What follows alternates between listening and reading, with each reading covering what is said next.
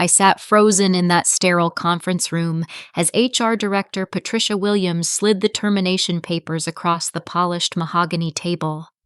The fluorescent lights buzzed overhead, casting harsh shadows that made her face look almost skeletal. The words on the document blurred before my eyes: 45% pay cut or immediate replacement. 8 years of 60-hour weeks, missed school plays, and weekend emails flashed through my mind like a broken movie reel. Patricia's cold smile revealed the calculated cruelty behind this decision. They knew I was a single mother with no choice but to accept. Emma's private school tuition, the mortgage medical bills from my mother's recent surgery. My hands trembled as I stared at the ultimatum that would destroy everything I'd built. The irony wasn't lost on me that this meeting was happening in the same conference room where I'd received my last promotion 18 months ago. Back then, CEO Brandon Walsh had shaken my hand personally, praising my dedication to TechFlow solutions. That handshake felt like a lifetime ago now.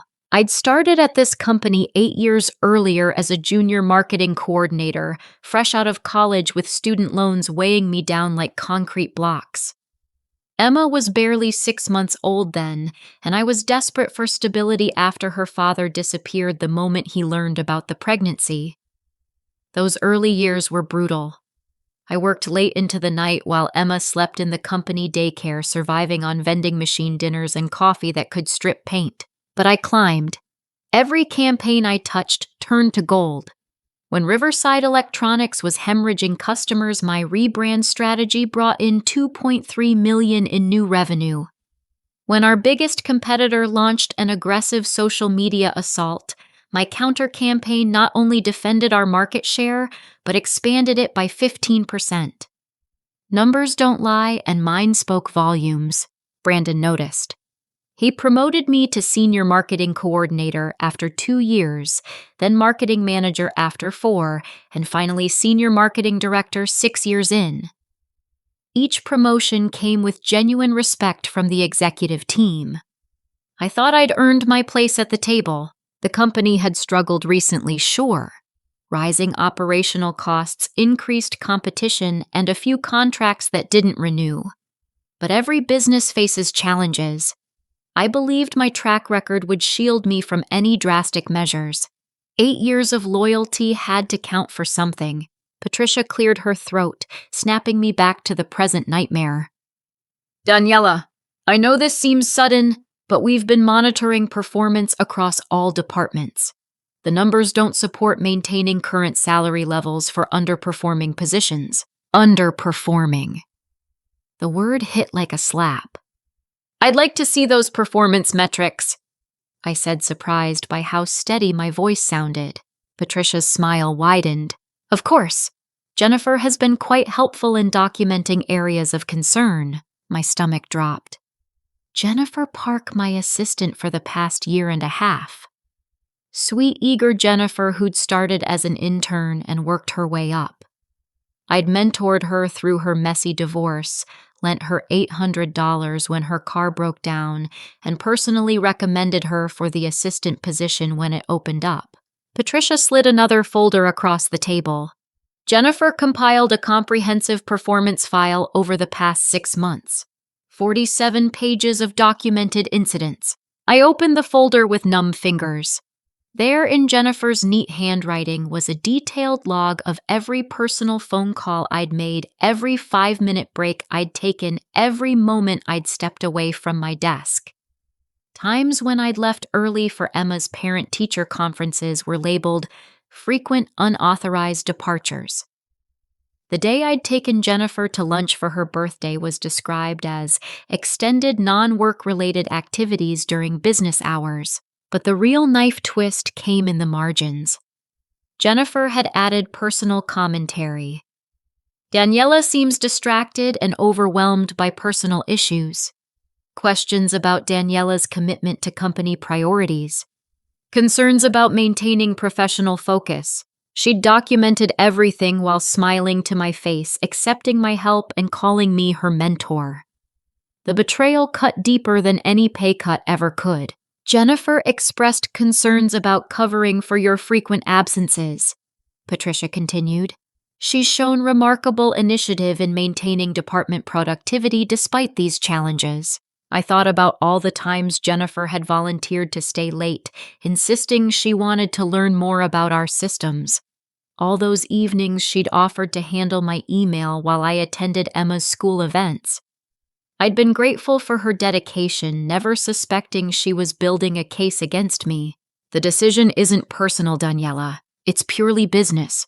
We have younger, hungrier talent willing to work for half your current compensation. In today's economy, we simply cannot justify maintaining inflated salary levels. Inflated. My $7,500 monthly salary earned through 8 years of proving myself was suddenly inflated. I glanced out the conference room window at the parking lot below. My 10-year-old Honda Civic sat between Patricia's brand new BMW and Brandon's Mercedes. Inflated indeed. The market rate for your position is approximately $4,000 per month, Patricia continued. We're offering $4,125, which is quite generous considering current circumstances. $4,125.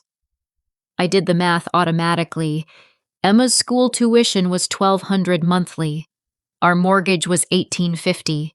Groceries, utilities, car insurance, my mother's medical expenses. The numbers didn't add up to survival. Patricia leaned back in her leather chair, clearly enjoying my distress. We're being generous, offering you anything at all. Sign by 5 p.m. or clean out your desk. I called in sick the next morning, unable to face walking back into that building. Emma was already at school, blissfully unaware that our world was crumbling around us. I sat at my kitchen table with bills spread like tarot cards, each one predicting financial doom. The math was merciless. Rent, utilities, groceries, Emma's school car payment, insurance. My current expenses totaled $4,800 monthly. Even if I accepted their insulting offer, I'd fall short by nearly $700 every month.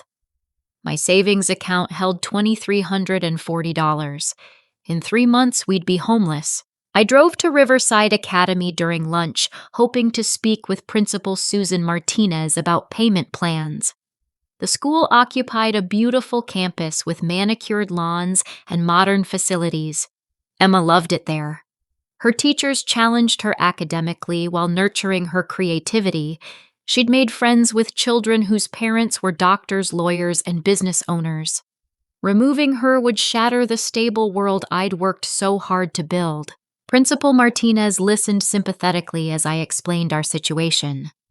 Her kind eyes reflected genuine concern, but policy was policy.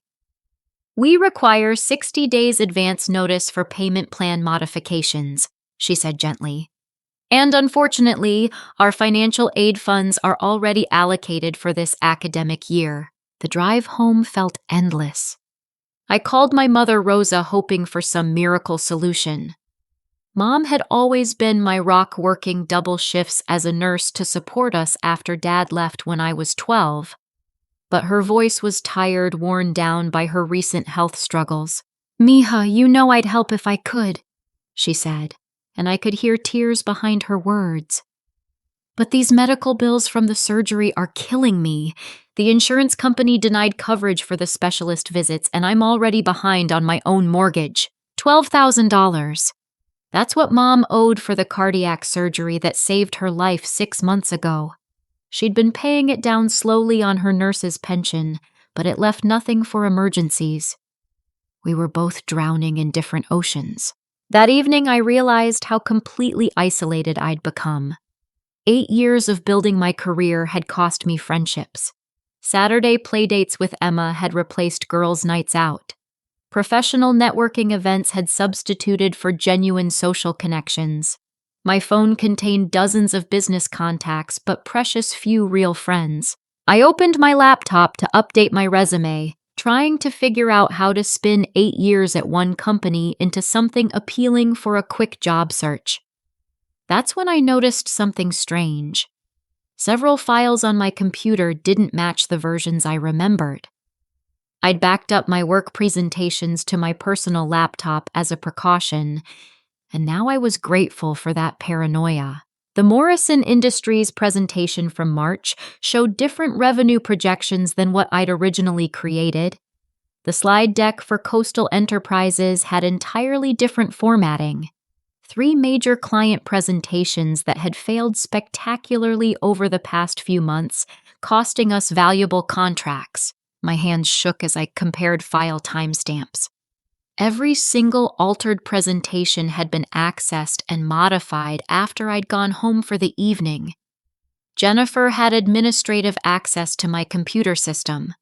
She'd been systematically sabotaging my work for months. The Peterson Group presentation was supposed to showcase our Q3 performance metrics. My original version highlighted our 15% growth and successful campaign outcomes.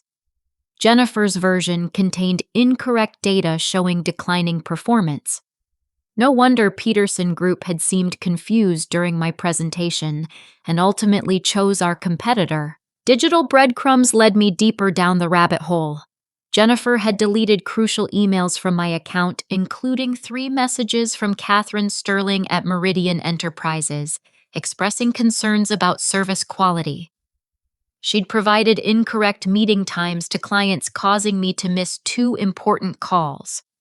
She'd even modified my calendar, making me late for a board presentation that resulted in a formal reprimand. The security camera app on my phone, which I'd installed months earlier to monitor our home while traveling, had somehow synced with my work computer. Scrolling through the footage, I found proof Jennifer at my desk at 9:47 p.m. on a Tuesday in April, typing furiously on my computer while I was home helping Emma with a science project. She hadn't just compiled a performance file against me. She'd created the performance problems herself, then documented them as evidence of my incompetence. Every failed presentation, every missed opportunity, every client complaint could be traced back to her deliberate sabotage. But the cruelest irony was her LinkedIn profile, which I discovered while researching her background for potential legal action. Listed under current employment, Marketing Director at TechFlow Solutions. Not assistant, not coordinator. Director. My position.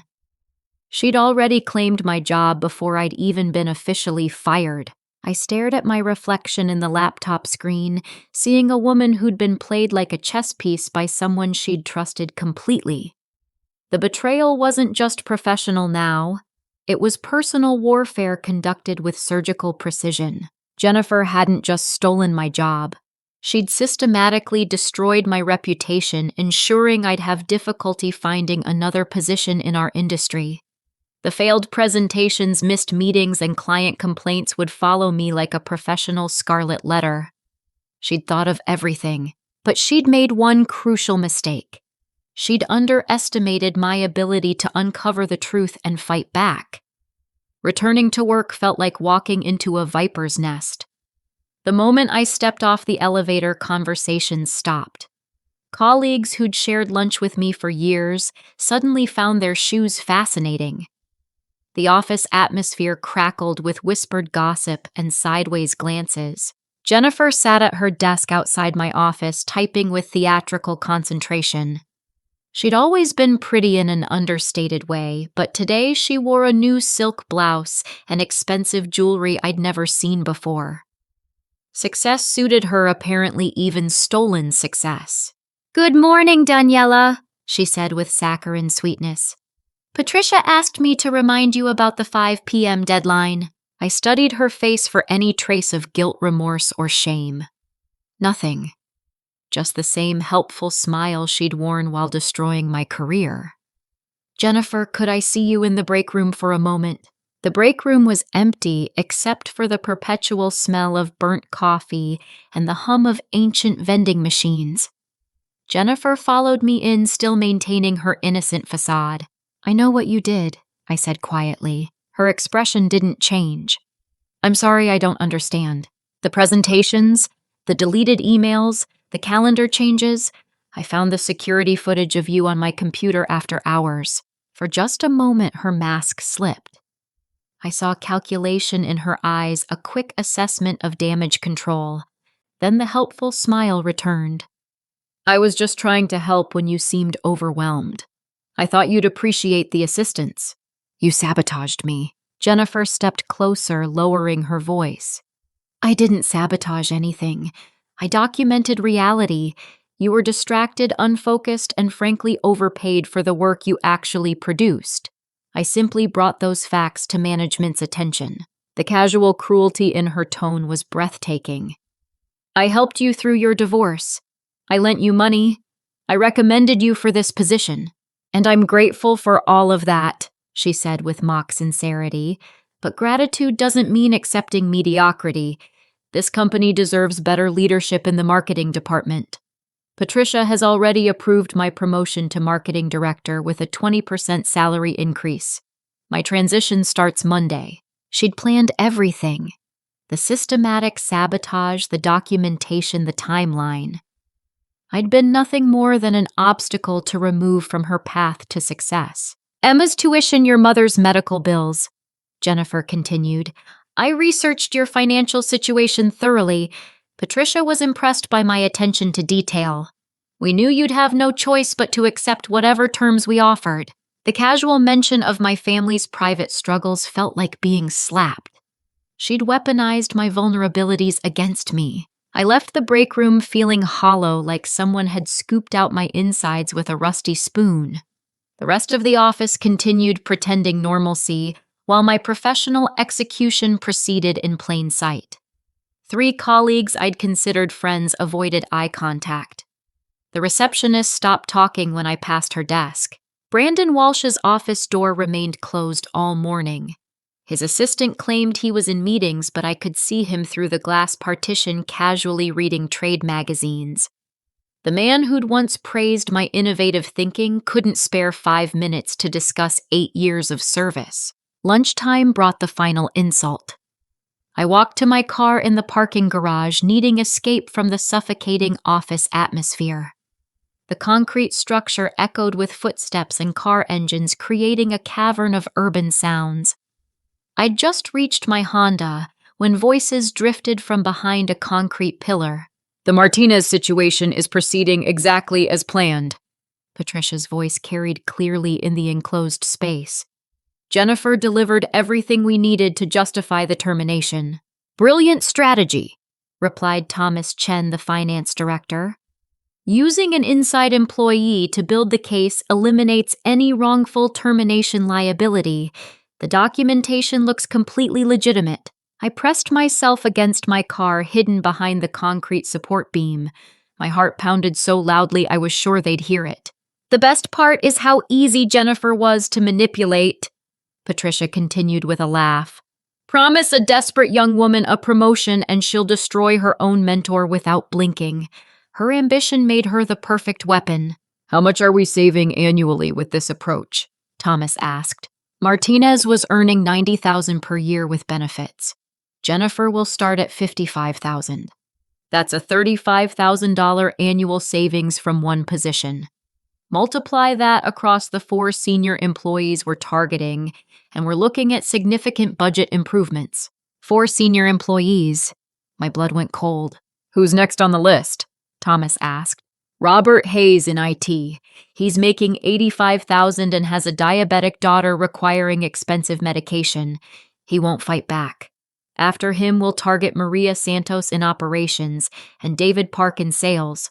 All have family obligations that make them vulnerable to financial pressure. Thomas chuckled. You've turned employee loyalty into a weakness to exploit. Brilliant. The executive bonuses this year will reflect our cost-cutting success, Patricia said. I'm earning $15,000 for each senior employee, eliminated plus my base performance bonus. This strategy will fund my European vacation quite nicely. I listened to them laugh about destroying people's lives like they were discussing restaurant choices.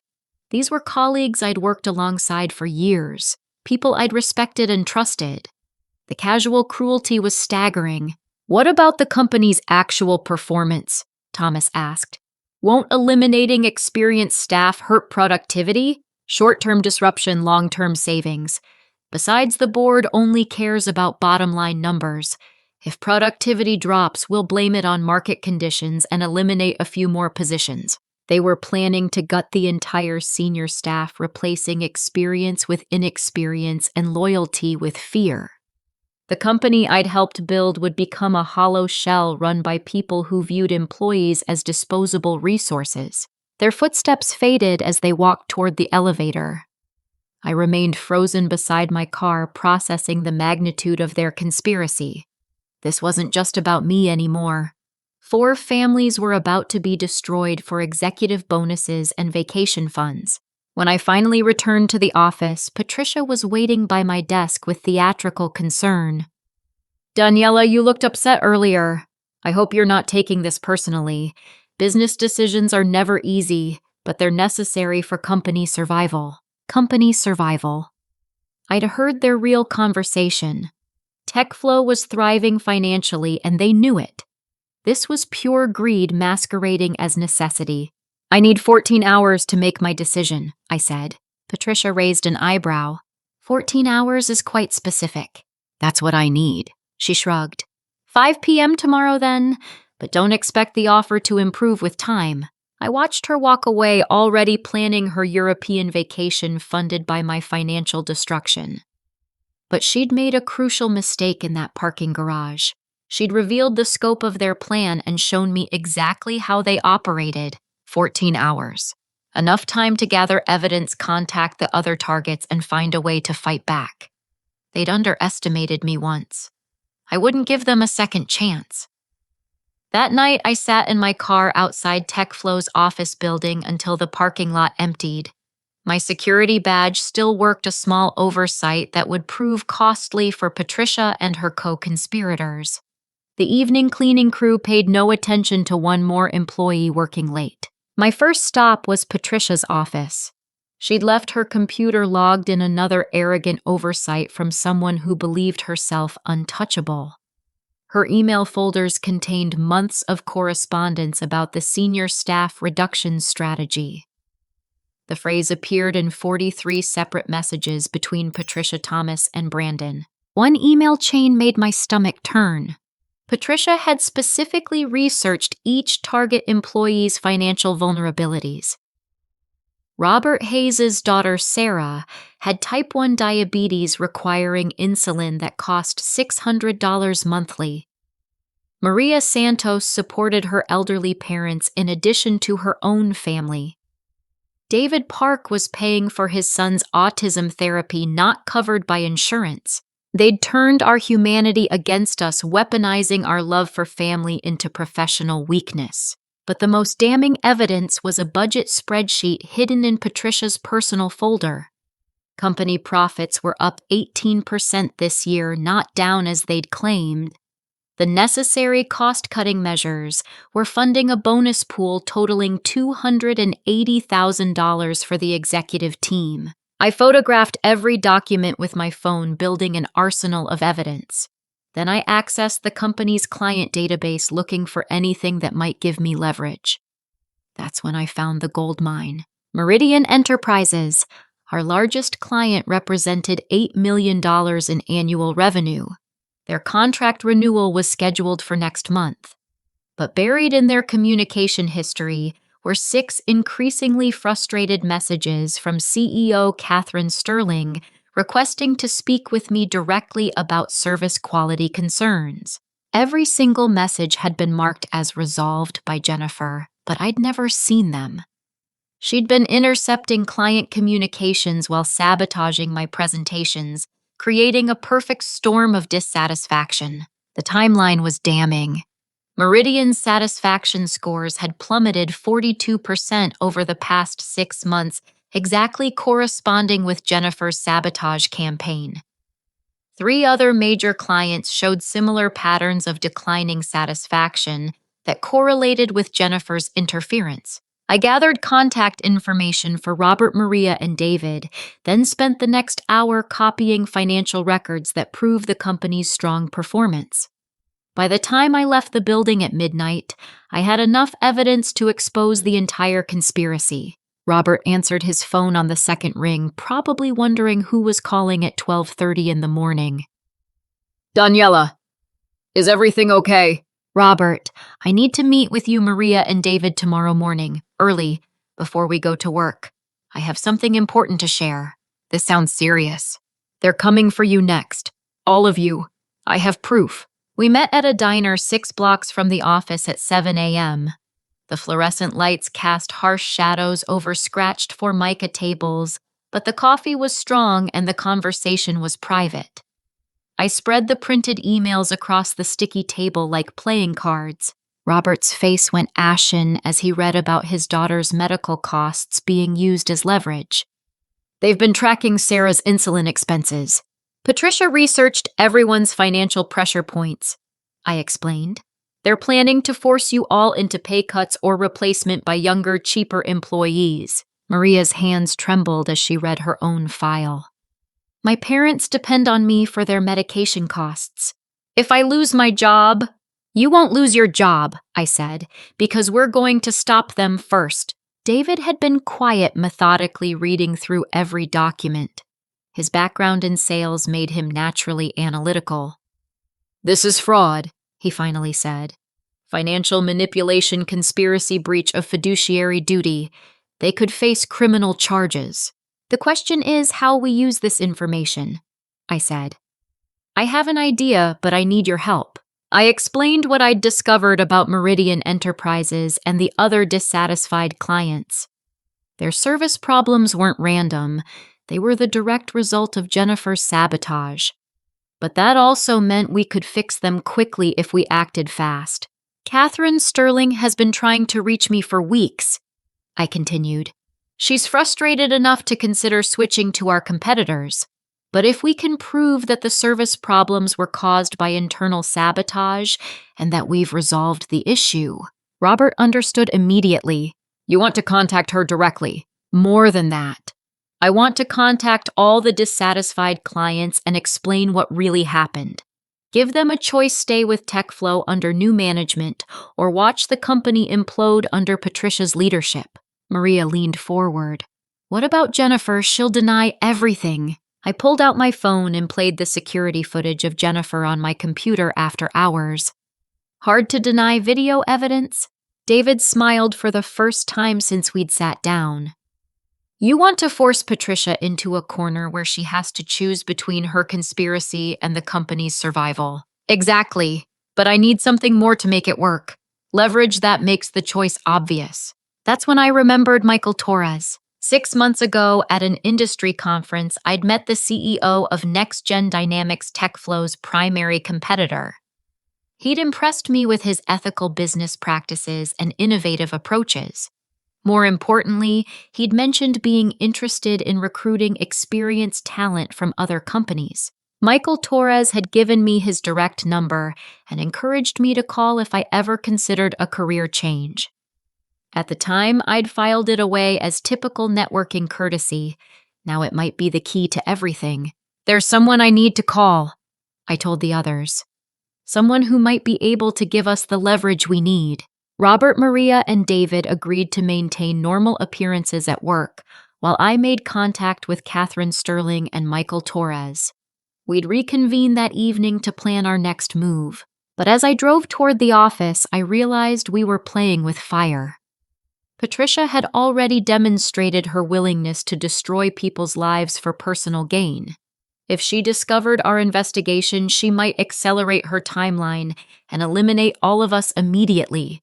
The next 24 hours would determine whether we could save our careers and expose the truth, or whether we'd all be looking for new jobs by Friday. I waited until Emma was asleep before making the calls. My hands shook as I dialed Catherine Sterling's direct number, knowing this conversation would determine everything. The phone rang twice before her crisp, professional voice answered. Catherine Sterling. Ms. Sterling, this is Daniela Martinez from TechFlow Solutions.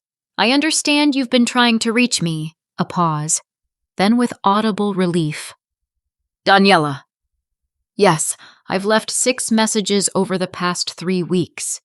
Your assistant kept assuring me you'd call back, but I was beginning to think you were avoiding us. I never received any of those messages. That's actually part of why I'm calling so late. We've discovered some serious internal issues that have been affecting service quality for several of our major clients, including Meridian. Catherine's tone sharpened. What kind of issues? I took a deep breath. Sabotage. Intentional interference with client communications and project delivery by someone in our marketing department. I've only just uncovered the extent of the damage. That's significant, Catherine said carefully. Michael Torres from NextGen has been courting us aggressively for the past month. He's promised better service and lower costs.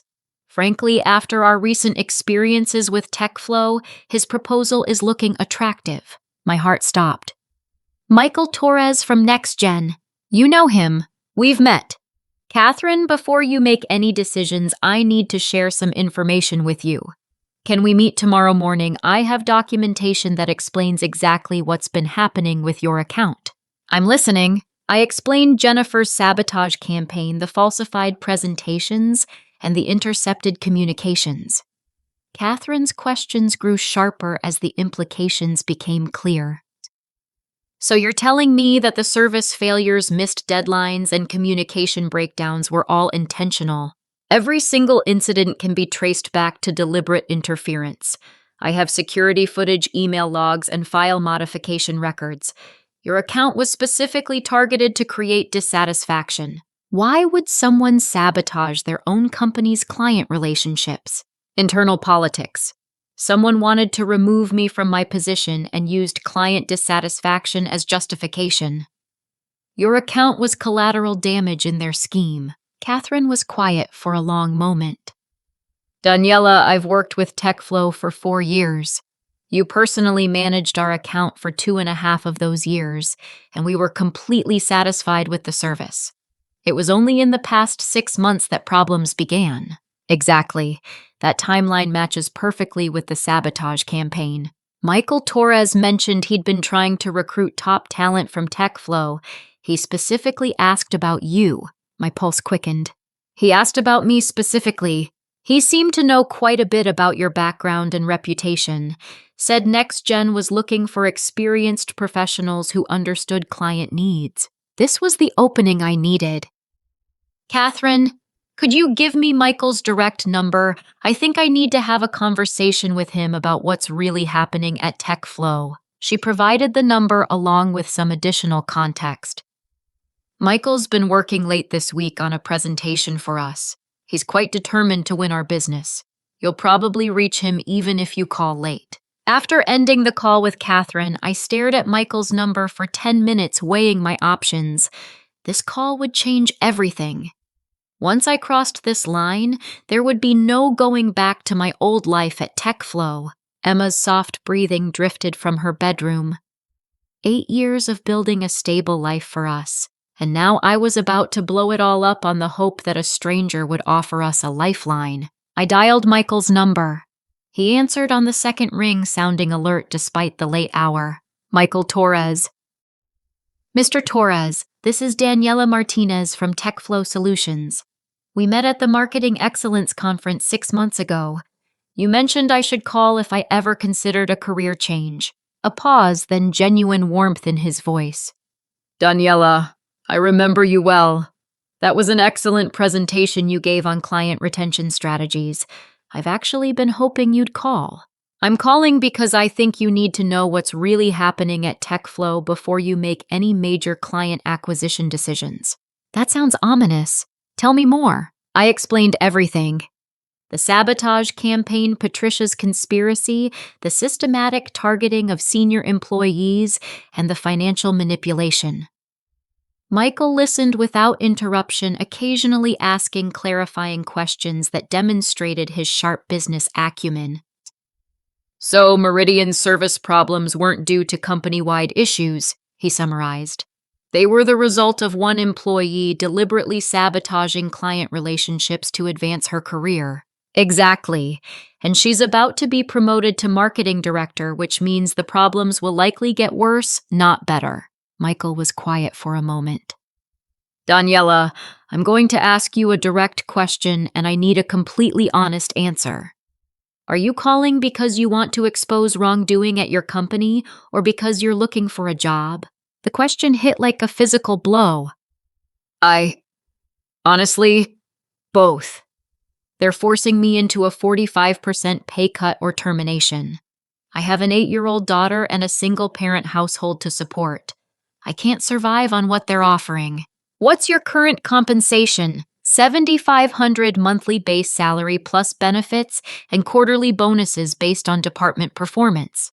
And they want to cut that to what level? $41.25 monthly, no bonuses, reduced benefits. Michael's sharp intake of breath was audible. That's not a pay cut, that's financial warfare. What's your educational background? MBA from State University, 8 years of progressive marketing experience, personal responsibility for $12 million in annual client revenue. Client retention rate under your direct management, 94% over the past 3 years. Daniela, I'm going to make you an offer right now tonight without any formal interview process. Next Gen Dynamics needs a vice president of client relations. The position comes with a base salary of $12,000 monthly full benefits, including health, dental, and vision, 4 weeks paid vacation, and a $25,000 signing bonus. The numbers hit me like a physical force. $12,000 monthly was 60% more than my current salary.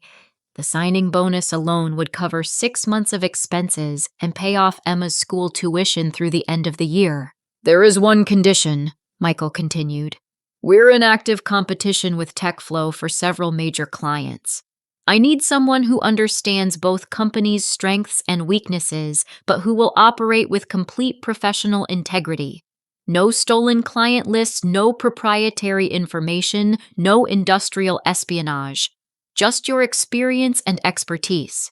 I would never compromise my professional ethics regardless of how I've been treated. I believe that.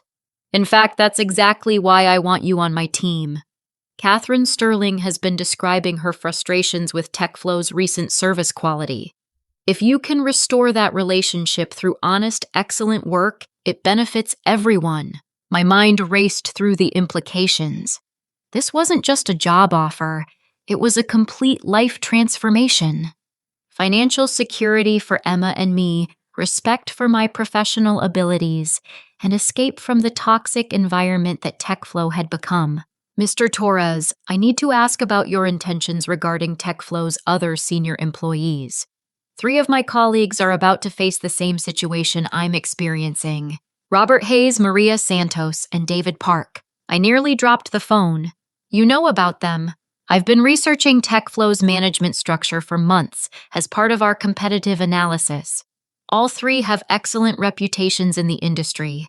If they're available, I'd be interested in discussing opportunities with them as well. They're not available yet, but they will be soon. Patricia plans to target them next with the same strategy she used against me. Then perhaps we can give them an alternative before that happens. Would you be willing to facilitate introductions? This was better than I'd dared hope. Not only could I escape TechFlow's sinking ship, but I could potentially save my colleagues as well. Michael, there's something else you should know. Catherine Sterling is considering switching Meridian's business to NextGen. She's frustrated with recent service quality, but she doesn't know about the sabotage yet. If you approach this correctly, you might be able to win a major client while demonstrating your integrity. How do you suggest I handle that? Give Catherine the choice. Present your proposal honestly, but also give her the option to stay with TechFlow if they can prove they've resolved the internal issues causing her problems. Show her that you're more interested in earning business through excellence than stealing it through manipulation. Michael was quiet for several seconds. Daniela, you're recommending that I help your current employer retain a client that I've been trying to acquire for months. Why would you do that? Because integrity matters more than winning. Catherine has been a good client for 4 years. She deserves honest information and genuine choice, not manipulation from either side. And if she chooses to stay with TechFlow, then you'll have demonstrated the kind of ethical leadership that wins long-term loyalty. Catherine will remember how you handled this situation when other opportunities arise. You're absolutely right. When can you start at Next Gen? I have to give TechFlow 2 weeks' notice regardless of how they've treated me. Professional standards matter. Agreed. But Daniela, there's one more thing. I want you to know that this offer has nothing to do with client acquisition or competitive advantage. I'm hiring you because you're exactly the kind of leader we need. The fact that it helps resolve some ethical issues at TechFlow is just a bonus. After ending the call, I sat in my kitchen staring at the numbers I'd scribbled on a napkin. 12,000 monthly salary plus a 25,000 signing bonus. Emma's school tuition would become easily affordable. Mom's medical bills could be paid off completely. We could move to a better neighborhood, buy a reliable car, and start building real financial security. But more than the money, Michael had offered something I'd almost forgotten existed: respect for my professional abilities and ethical standards. At TechFlow, I'd been treated like a disposable asset. At NextGen, I'd be valued as a strategic leader. The choice was obvious. Tomorrow, I'd confront Patricia with evidence of her conspiracy and my resignation letter. First, I'd make sure my colleagues had the same opportunity to escape that I'd been given. Patricia had played dirty. Now it was time to show her what happened when you underestimated someone who refused to stay down. I arrived at TechFlow an hour early, carrying a folder thick with printed evidence and a resignation letter that would detonate Patricia's carefully constructed plan. But first I had calls to make. Robert answered immediately when I texted him to meet me in the parking garage. Did you reach out to Catherine Sterling? Better than that. I have a job offer from NextGen Dynamics. 60% salary increase signing bonus, and Michael Torres wants to interview you, Maria and David, today if you're interested. Robert's relief was palpable. Sarah's insulin costs have been keeping me awake at night. If they cut my salary, they won't get the chance. But we need to move fast. Patricia will accelerate her timeline if she suspects we're onto her scheme. Maria and David arrived within minutes, both looking haggard from stress. I explained the next-gen opportunity while showing them the evidence I'd gathered. Their faces shifted from despair to hope to determination as the implications became clear. So we're all jumping ship? Maria asked. Not quite. I'm giving TechFlow one chance to do the right thing. If Brandon fires Patricia and reverses the pay cut scheme, you can stay with clean consciences. If not, you have alternatives. David grinned. Either way, Patricia loses. Exactly. We synchronized our watches like some corporate spy novel. At 9 a.m., I'd confront Patricia privately. At 9:30, I'd meet with Brandon. At 10 a.m., Catherine Sterling would arrive for our scheduled meeting, along with 2 other major clients I'd contacted the previous evening. Patricia was already in her office when I knocked, probably planning her European vacation on company time. She looked up with mock concern when I entered. Daniela, I hope you've made your decision. The deadline is today. I sat down across from her desk and placed my folder on the polished surface. I have made a decision, Patricia. But first I want you to listen to something. I pulled out my phone and played the recording from the parking garage. Her own voice filled the office. The Martinez situation is proceeding exactly as planned. Jennifer delivered everything we needed to justify the termination. Patricia's face went white, then flushed red. You recorded a private conversation without consent. That's illegal. Actually, it's not. We were in a public space with no expectation of privacy. But let's talk about what is illegal. I opened the folder and spread the evidence across her desk. Financial fraud, conspiracy to commit fraud, breach of fiduciary duty, employee harassment, corporate espionage. She stared at the documents like they were venomous snakes. These are confidential company files. How did you access them? The same way Jennifer accessed my computer. The difference is I was documenting crimes, not committing them. Patricia tried to regain control of the conversation. Even if some of these allegations were true, it doesn't change your situation. You're still facing termination or a pay cut. No, I'm not. I placed my resignation letter on top of the evidence pile. I'm quitting. Effective 2 weeks from today. I have a new position with Next Gen Dynamics at a significantly higher salary. For the first time, Patricia looked genuinely shaken. You can't just leave. We have a contract. An at-will employment contract that you were planning to terminate anyway. I'm simply beating you to it, I smiled. With what reputation? By the time this evidence reaches the State Labor Board, the IRS, and the industry trade publications, you'll be lucky to find work managing a fast food restaurant. Patricia stood up abruptly, her chair rolling backward into the wall. You're making a huge mistake. This company will destroy you in court. Actually, this company is going to thank me for exposing your scheme before it destroys their reputation. Which brings me to my offer. Your offer? I'm willing to keep this evidence private under one condition. You resign immediately, forfeit any severance or bonus payments, and recommend that Robert, Maria, and David receive 20% salary increases for their loyalty during difficult times. Patricia laughed, but it sounded hollow. You're delusional if you think I'll accept those terms. Then we'll let Brandon decide. I gathered the documents back into the folder.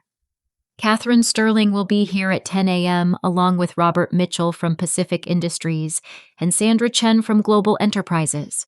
3 clients representing $14.7 million in annual revenue. They're all concerned about recent service quality issues.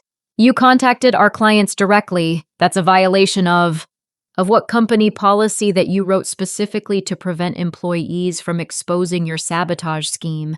Those clients deserve to know why their service quality declined and how TechFlow plans to fix it. I stood to leave, then paused at the door. Oh, and Patricia Jennifer's computer fraud activities left digital fingerprints all over our security systems. The FBI's corporate crimes unit might find that interesting. Patricia's office door closed behind me with a soft click that sounded like a coffin lid.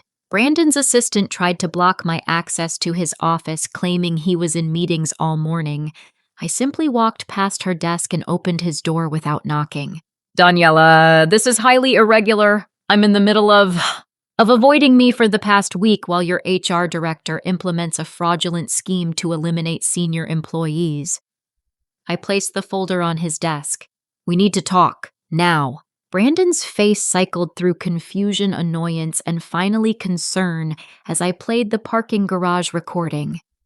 His complexion turned gray when I showed him the financial documents proving the company's actual profitability.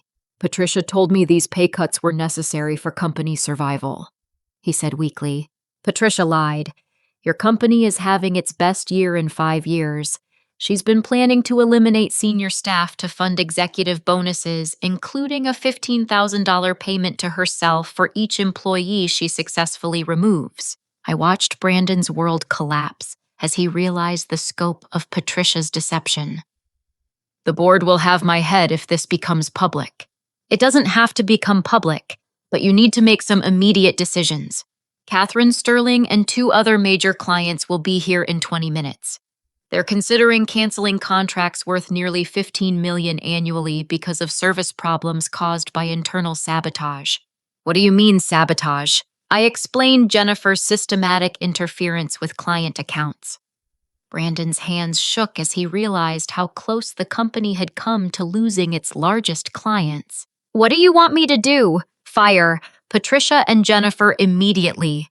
Reverse the pay cut decisions for all targeted employees. Give Robert, Maria, and David 20% salary increases as compensation for the stress they've endured. And issue a public apology acknowledging that recent service issues were caused by internal problems that have been resolved. Brandon stared at the evidence spread across his desk. And if I do all that, you'll keep this quiet. I'll keep the criminal evidence quiet until Patricia and Jennifer find other employment. But Brandon, I'm still leaving. I've accepted a position with Next Gen Dynamics. His face went white. You're going to our biggest competitor. I'm going to a company that values integrity and treats employees with respect. Something TechFlow used to do before Patricia poisoned the culture. A knock on the door interrupted our conversation. Brandon's assistant peeked in nervously. Mr. Walsh. Catherine Sterling from Meridian is here for her meeting with Daniela, and there are 2 other people with her who say they have appointments. Brandon looked at me desperately. What do I tell them? The truth. That TechFlow made mistakes, but you're committed to making things right.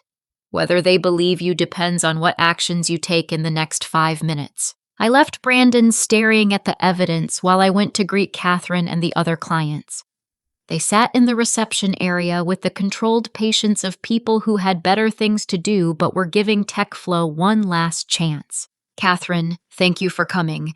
I have some important information about the service issues you've been experiencing. 20 minutes later, all 3 clients sat in the main conference room listening to my explanation of the sabotage scheme. I showed them sanitized versions of the evidence enough to prove the problems were intentional without revealing the full scope of Patricia's conspiracy. So you're saying that one employee deliberately interfered with our accounts to make the marketing department look bad? Robert Mitchell asked. That's correct. The employee has been removed from client account access, and we're implementing new security protocols to prevent similar issues in the future. Sandra Chen leaned forward. What about the person responsible for this sabotage? What consequences will they face? Before I could answer, Brandon entered the conference room looking like he'd aged 10 years in 10 minutes. Behind him walked Patricia carrying a small cardboard box and wearing the expression of someone attending her own funeral. I want to personally apologize to all of you for the service issues you've experienced, Brandon said. We've discovered that these problems were caused by internal misconduct that has been thoroughly investigated and resolved. Patricia avoided eye contact with everyone in the room. Her career at TechFlow was over and she knew it. Jennifer was probably cleaning out her desk at the same moment her promotion dreams shattered along with her criminal scheme. Catherine Sterling spoke for the group. We appreciate the explanation and the swift action to resolve these issues. However, given the severity of what occurred, we'll need to see consistent improvement over the next 90 days before making any long-term commitment decisions. It was fair. More than fair, considering they could have canceled their contracts immediately and sued for damages. After the clients left, Brandon pulled me aside. The board will want a full report on this situation. Will you stay long enough to help with the transition? I'll honor my 2-week notice period and train my replacement. But Brandon, this company needs serious cultural changes if you want to prevent this from happening again. He nodded wearily. I know. I should have paid closer attention to what Patricia was doing. The executive team got comfortable and stopped monitoring our own management practices. 2 hours later, I watched security escort Patricia from the building. She'd cleaned out her office in record time, probably hoping to avoid further humiliation. Jennifer had left through the back exit, too ashamed to face her former colleagues. Robert, Maria, and David found me in my office as the afternoon wound down. All 3 wore expressions of shocked relief. 20% salary increases, David said. I still can't believe it. Patricia's gone, Jennifer's gone, and Brandon personally apologized to each of us, Maria added. It feels like waking up from a nightmare. Robert hesitated before speaking. Daniela, we heard about the next-gen offer. Are you sure you want to leave now that things are improving here? I looked around my office, remembering 8 years of building my career within these walls. The framed awards client thank you letters, photos of successful campaign launches. This place had been my second home. I'm sure, I said finally. TechFlow can recover from this, but it's going to take time and effort. You 3 are the right people to help rebuild the culture and restore client confidence. I need a fresh start somewhere that values what I bring to the table from day one. We spent an hour discussing transition plans and promising to stay in touch. These weren't just colleagues anymore. They were allies who'd stood together when everything fell apart. As I drove home that evening, I thought about Emma's reaction when I told her we were moving to a better neighborhood and that Mommy had found a job where people appreciated her work. She'd been too young to understand the stress I'd been carrying, but old enough to sense that something had changed for the better. Patricia had tried to destroy my career out of greed and ambition. Instead, she'd freed me from a company that no longer deserved my loyalty and connected me with opportunities I'd never imagined possible. Sometimes the worst thing that happens to you turns out to be the best thing that could have happened. 6 months later, I stood in my corner office on the 15th floor of Next Gen Dynamics, watching the morning sun cast golden light across the city skyline. My team of 12 marketing professionals worked in the open concept space beyond my office walls, their energy and enthusiasm a daily reminder of what a healthy workplace could accomplish. The transition to Next Gen had exceeded every expectation. Michael Torres wasn't just an ethical leader. He was a visionary who understood that employee satisfaction directly translated to client success.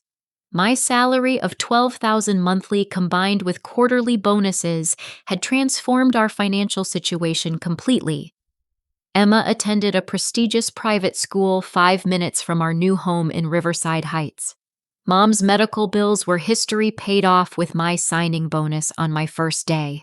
But the real satisfaction came from watching Patricia's downfall unfold through industry connections. After 3 months of unemployment, she'd finally found work as an assistant marketing coordinator at a small firm in another state. Her salary was roughly 30% of what she'd earned at TechFlow. The irony wasn't lost on anyone who knew the story. Jennifer faced worse consequences. The computer fraud investigation had uncovered additional evidence of her hacking activities, including attempts to access confidential client information for potential sale to competitors. She pled guilty to federal cybercrime charges and received 2 years probation plus community service. Her career in marketing was finished permanently. TechFlow had survived the scandal barely. Robert, Maria, and David had worked tirelessly to rebuild client relationships and restore the company's reputation. Their efforts paid off when Catherine Sterling not only renewed Meridian's contract, but increased it by 20%, praising the improved service quality and attention to detail. Brandon Walsh instituted major reforms, including mandatory ethics training, transparent performance evaluation processes, and employee advocacy programs. The company culture slowly healed, though it would take years to fully recover from Patricia's toxic influence. My phone buzzed with a text message from Catherine Sterling. Dinner next week to discuss the Morrison Industries proposal. Michael's strategy presentation was brilliant. Catherine had become more than a professional contact. She'd become a mentor and friend. Her decision to give TechFlow a second chance while also building relationships with NextGen demonstrated the kind of principled leadership I aspired to emulate. The Morrison Industries account represented $12 million in potential annual revenue, the largest contract in NextGen's history. My team had spent months developing a comprehensive strategy that addressed every aspect of their complex marketing needs. Tomorrow's presentation would determine whether we won the business that could establish NextGen as the industry's dominant player. A knock on my office door interrupted my reflection. Sarah Martinez, my new assistant, stood in the doorway holding a thick folder. The Morrison Industries presentation materials are ready for final review. Sarah was everything Jennifer had pretended to be: honest, dedicated, and genuinely supportive of our team's success. Hiring her had been my first major decision at NextGen, and it proved that trust could be rebuilt when based on authentic character rather than calculated manipulation. Thank you, Sarah. Any messages? 3 calls from reporters asking for interviews about workplace ethics and employee advocacy. I told them you'd consider requests submitted in writing. The story of TechFlow's internal scandal had eventually leaked to trade publications, turning me into an unexpected spokesperson for employee rights and corporate accountability. Speaking engagements at industry conferences followed, along with invitations to join professional advocacy organizations. Also, Emma's school called to confirm you'll be attending her science fair presentation this afternoon. I smiled. Work-life balance wasn't just a corporate buzzword at NextGen. It was a lived reality. Michael encouraged employees to prioritize family obligations, understanding that personal fulfillment enhanced professional performance. Absolutely. Block my calendar after 3 p.m. That afternoon, I sat in Emma's school auditorium, watching her explain photosynthesis to a panel of judges. Her confidence and curiosity reminded me daily why fighting for our future had been worth every moment of stress and uncertainty. "Mommy, did you see how the plants grew faster with the blue light?" Emma asked excitedly as we drove home. I did. You did an amazing job explaining the science behind your experiment. Mrs. Patterson said I might win first place. And if I do, there's a state competition in the summer. I thought about the state competition requiring travel and time off work. 6 months ago, that would have been an impossible financial strain and professional risk. Now it was simply another adventure to plan together. We'll make sure you're ready for that competition if you win. That evening, after Emma finished her homework and settled into bed, I sat at my kitchen table with a cup of tea and reflected on the journey that had brought us here. The manila folder Patricia had slid across that conference room table felt like something from another lifetime. The pain of betrayal had been real. The fear of financial ruin had been overwhelming. But both experiences had revealed strength I didn't know I possessed. When everything I'd built was threatened, I'd found the courage to fight back intelligently and ethically. My phone rang, interrupting my thoughts. Michael Torres's name appeared on the screen. "I hope I'm not calling too late," he said. "Never too late for you. What's on your mind?" "The Morrison Industries presentation is tomorrow, and I wanted to check in. Any last-minute concerns?" None. My team has prepared an outstanding strategy, and we've anticipated every possible question. We're ready. I know you are. Daniela, there's something I want to discuss after we win this contract. NextGen is expanding into 3 new markets next year, and I'm considering creating a senior vice president position to oversee the growth initiative. Interested? Another promotion, another opportunity to grow and lead. Very interested. Let's talk details after Morrison. Perfect. Get some rest. Tomorrow changes everything. After ending the call, I walked to Emma's room to check on her. She slept peacefully, surrounded by science textbooks and art supplies, secure in the knowledge that her future was bright and stable. 6 months ago, I'd been a desperate single mother facing impossible choices. Tonight, I was a respected executive with unlimited potential and the financial security to provide Emma with every opportunity she deserved. The journey from betrayal to triumph had taught me invaluable lessons about resilience, integrity, and the importance of standing up for what's right. Patricia's attempt to destroy my career had backfired spectacularly, freeing me to discover opportunities I'd never imagined possible. Justice had been served not through revenge or cruelty, but through the natural consequences of choosing integrity over manipulation. Patricia's dishonesty had destroyed her reputation and career. Jennifer's crimes had led to legal consequences and professional exile. Brandon's willingness to confront the truth and implement reforms had saved TechFlow from complete collapse. Most importantly, I'd learned that loyalty must be mutual. Companies that view employees as disposable resources will eventually face the consequences of that short-sighted approach. Organizations that invest in their people's growth and well-being create sustainable success for everyone involved. The woman who'd sat trembling in that conference room 6 months ago had evolved into someone stronger, wiser, and more confident.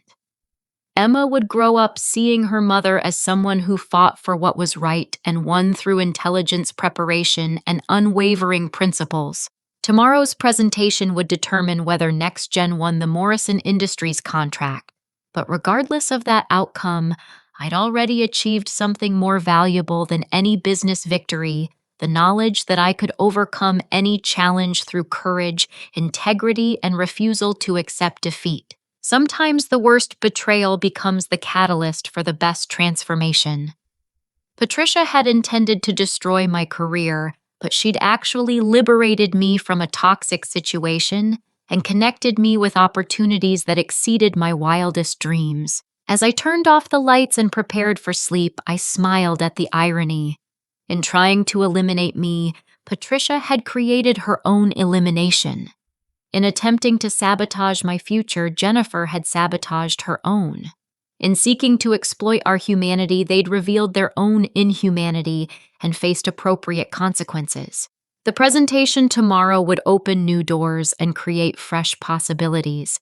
But tonight I was content knowing that Emma and I had built a life based on authentic success, earned through hard work and maintained through ethical choices. We'd won not by sinking to their level, but by rising above it. Have you ever been in a workplace situation where you had to choose between accepting unfair treatment or fighting back against the system? I'd love to hear about your experiences with standing up for what's right in your career. Your story might inspire someone else who's facing a similar challenge right now. If this story resonated with you, please hit that like button and subscribe for more inspiring tales of justice and triumph over adversity. Share this story with anyone who might need encouragement to stand up for themselves in difficult workplace situations. Thank you for joining me on this journey from betrayal to victory. Remember, your worth isn't determined by how others treat you, but by how you choose to respond when faced with injustice. Sometimes walking away from a toxic situation is the bravest and smartest decision you can make. Until next time, keep fighting for the respect and opportunities you deserve.